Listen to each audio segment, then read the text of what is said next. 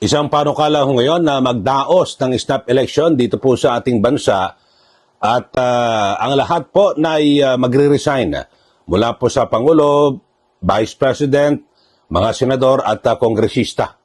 Mga kababayan, at ito siyempre ay panukala ni Senator Alan Peter Cayetano na ang sabi niya ay para magkaroon ho ng mas malinis at siyempre panibagong panimula ang taong bayan, mga kababayan. So, pero meron pong kondisyon na lahat po ng mga nakaupo ngayon, hindi na po sila pwedeng kumandidato. So, maganda po ang panukala ni Senator Alan Peter Cayetano at ito po ay napapanahon dahil sa ngayon, talagang lumilitaw, ito ho isang malaking indikasyon na talagang sadsad, bagsak ang tiwala ng taong bayan sa ating gobyerno. Dahil sa pinagagawa po ni Pangulo Marcos Jr. So dito ho ay siyempre talagang yung serye po ng korupsyon dito po sa ating bansa at lahat po talaga napapaisip At talagang galit na galit, yamot ho sa ating gobyerno. Bakit ho nagkaroon po ng ganitong malawakan na katawalian dito po sa ating bansa?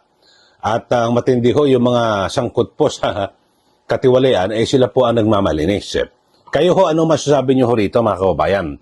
Kung kayo po ba ay pabor dito sa panukalang snap election na mula kay sa presidente, vice-presidente, mga senador at kongresista ay mag-resign. Sige, mag-message na po kayo at para sa inyo pong komentaryo.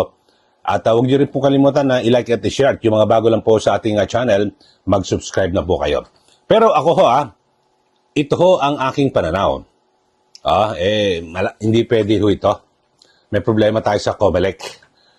Pero ito, panoorin muna natin ang report na ito mga kababayan na kung saan ay nagdidetalye dito po sa panukala ni Senator Alan Peter Cayetano na magdaos po ng snap elections dito po sa ating bansa. Panoorin po ninyo ang nasabing report.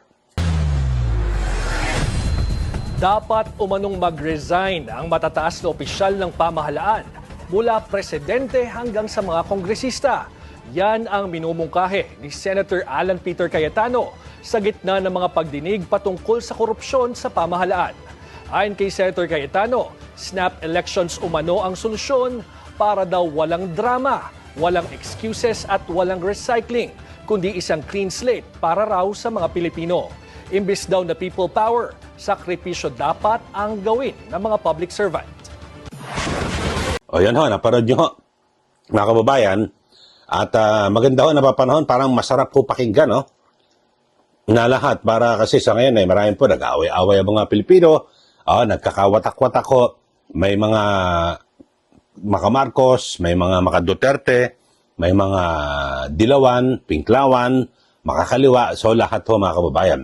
Pero, ang sinasabi para tapusin na raw po yung sinasabing yung korupsyon dito po sa ating bansa. At siyempre yung kultura talaga mabago dapat. Pero sa akin pananaw ho mga kababayan, kung kayo po ay sasang-ayon, hindi po ito uubre. Maganda ho yung layunin itong panukala. Pero hindi po ito uubra. Bakit ho? May problema ho tayo sa COMELEC. Okay ho ba, mapagkakatiwala ba natin ang COMELEC na hindi nila mamamaniobra? Ako, yung kumpiyansa ko sa COMELEC, wala ko At talagang grabe ho. Kung matatandaan nyo, sa panahon ho ni Marcos Sr., ay di ba, nagpatawag din ng stop elections. Ito pong si Pangulong Marcos Sr., mga kababayan. Tapos ay, di ba, nag-stop election, nanalo siya. Talo si Cory, kaya yun po ang naging niche para magkaroon po ng EDSA People Power 1, yung revolution mga kababayan. So, dito ho, simpleng mga sa ating election mga kababayan, kitang-kita mo mga pinapaboran Bili mo, yung si Abante sa Maynila, klaro na talo sa boto, panalo po sa COMELEC. Yung Duterte yun, Diyos ko pong buhay ito. Dalawang termino na ho nakatakbo para bilang party list, tapos yung ngayon nanalo ho ngayon nyo lang i-correct. Mga kababayan, di ba, sa Duterte party list. So, talagang palpak ho. ang COMELEC. So mahirap po ito mga kababayan kung yung magpapatupad ho ng eleksyon, ako mababa rin ng kumpiyansa. Kayo ho mga kababayan, may tiwala ho ba kayo sa COMELEC? Mahihirapan ho tayo. Baka lalo ho magkagulo, mga kababayan. So, pinakaunang gawin ho, linisin ng COMELEC. Tapos, pwede lang isa lang mag-resign Yung pinakaulo lang mag-resign palagay ko, uhupa na lahat yan mga kababayan. Kasi siya naman ang sinasabi, ang Pangulo ang may kagagawa ng lahat na ito, di ba? Kayo ho, ano masasabi niyo rito? Basta yun ang binabanggit ko. Maganda po ang panukala ni Senator Alan Peter Cayetano para magkaroon ng paglilinis. Pero malabo ho ito dahil sa ang mga siwa ng eleksyon ay hindi po ganun kataas ang kredibilidad. Alam niyo ho, mga kababayan, naman may nag-resign na isa. Yung Pangulo.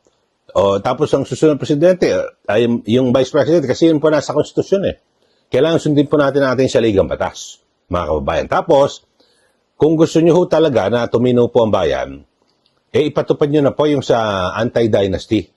Para wala na ho magkakapatid, mag-asawa, mag-ina, mag-ama, na nasa politika lahat po bawal.